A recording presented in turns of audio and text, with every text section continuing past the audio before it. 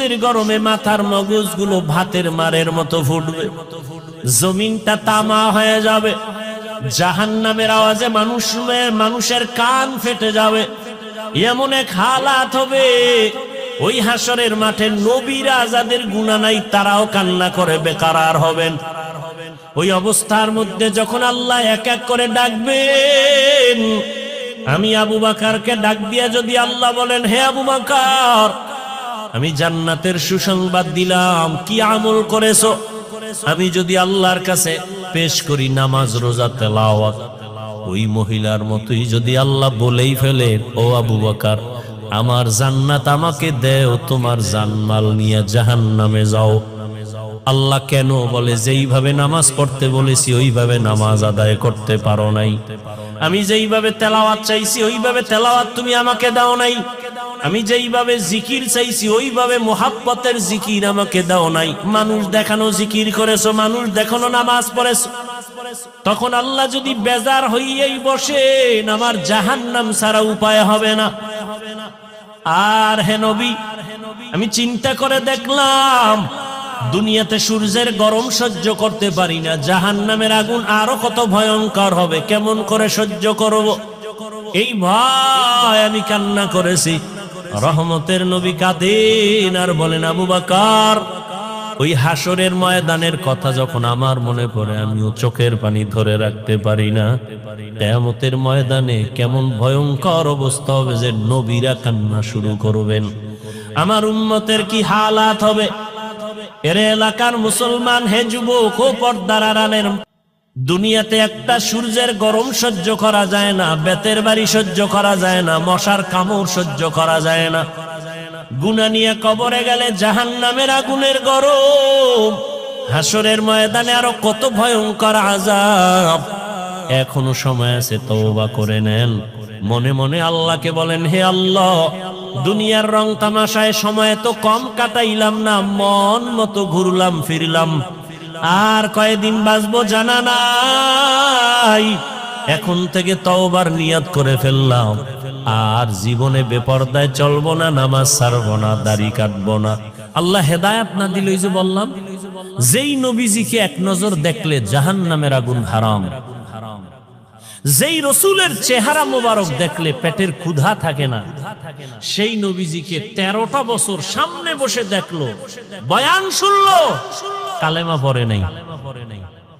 জানেন এত বড় বেঈমানের নাম কে? এর নাম কফাল।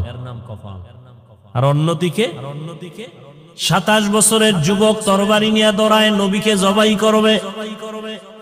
কয় বছর? 27 বছরের যুবক তরবারি নিয়ে দৌড়ায়, রহমতের নবীর কল্লা কেটে নিয়ে আসবে। কাছে যাইয়া রহমতের নবীর চেহারা নজরটা দেওয়া মাত্র তরবারি ফালাইয়া বলেন, রহমতের নবী, আমাকে মাফ করে দেন, কালেমার রশি আমার গলায় লাগায়া দেন। মাইয়াহদিল্লাহু ফাহুয়াল মুহতাদ ওয়া মান ইউদ্লিল ফালান তাজিদা লাহু ওয়ালিয়াম মুরশিদা। আল্লাহ যাকে হেদায়াত দিবেন সে পেয়ে যাবে, যার কপাল খারাপ ও হেদায়াত পাবে দূরের কথা, হেদায়াত পাওয়ার মতো কোনো মুর্শিদ পাবে না, পথ প্রদর্শক পাবে না, ওর কপাল বড় খারাপ। রহমতের নবীকে দেখলো, 13 বছর কালেমা পড়ে না আবু জাহাল। আর ওমর 27 বছরের বয়স নিয়া নবীর কল্লা কাটতে গিয়া কালেমা পড়িয়া তরবারি নিয়ে আবার দাঁড়ায় গেল। ওমর দাঁড়ায় বলে, এই বেঈমান মুশরিকেরা, মুহাম্মদের বিরুদ্ধে একটা কথা যদি বলো, আমি ওমরের সামনে দাঁড়াও, আমার তরবারি ফয়সালা করবে, মুহাম্মদের প্রয়োজন হবে না। এমন পাওয়ার আল্লাহ দান করেছেন, ওমর যেই রাস্তা দিয়া হাঁটে শয়তান ওই রাস্তায় ঢুকতে ভয় পায়। আর কে তার খৌফে হকদার দিল মাদাম जन्नतुल मअवा देहद उरा मकाम जुज़बा हक चीज़े मखाज़ इंसो जा फज़ले उ आमस्ते दर जुमला जहा। दुनियाटा तो परीक्षार हल की हल अल्लज़ी खलक़ल मौत वल हयात लियब्लुवकुम अय्युकुम अहसनु अमला व हुवल अज़ीज़ुल गफूर।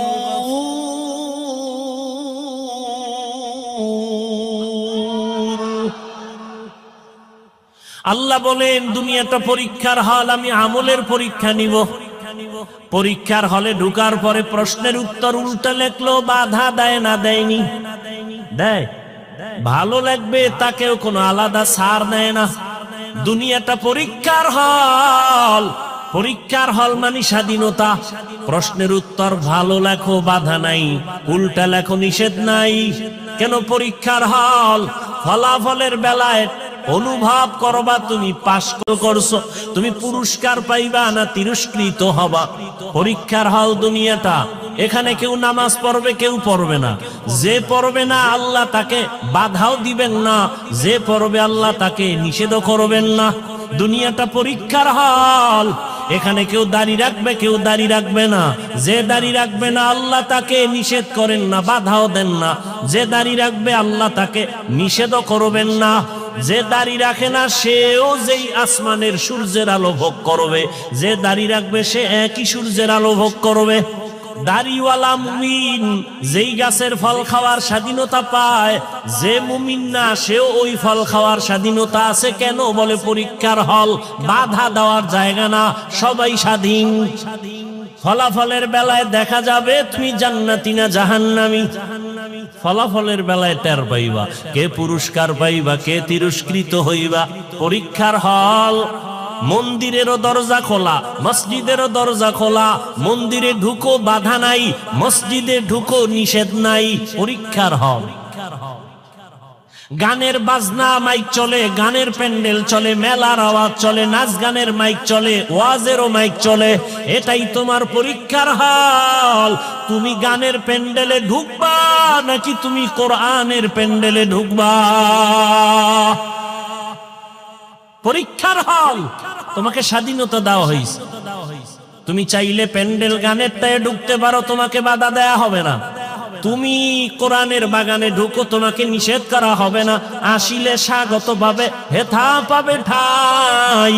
নীরবে আসন নিবা, কোনো বাধা নাই। কিন্তু ফলাফলের বেলায় রেডি থাকো। ফলাফলের বেলায় তৈরি হও। ইয়া আইয়ুহাল্লাযীনা আমানুত্তাকুল্লাহ ওয়াল তানজুর নাফসুম মা কদ্দামাত লিগাদ ওয়াত্তাকুল্লাহ ইন্নাল্লাহা খাবীরুম বিমা তা'মালুন।